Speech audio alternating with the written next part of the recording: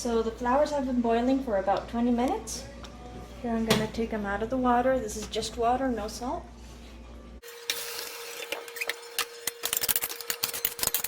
I'm going to leave that draining there for a while.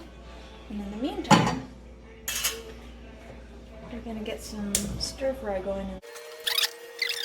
Olive oil, but any kind of vegetable oil is good. So we're going to be using chopped up onion. We're also using bell pepper. These are tiny heirloom bell peppers from our patio. Yummy. We have green and red so we can put some more color in there. And some garlic.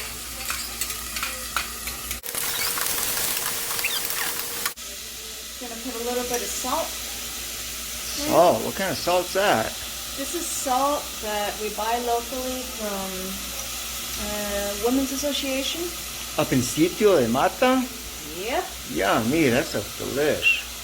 And it's salt mixed up with all kinds of local herbs. Gives it a really good flavor. Alright, so our stir fry is about ready. Now we're just going to add the flowers.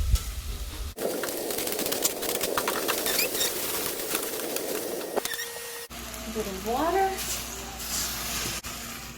Put the fire down to a minimum and wait. So this has been cooking for about half an hour. You can see they're a lot softer. All the flavors are nicely integrated in here. And now for the final step, we're going to add 1 egg. Ready to serve.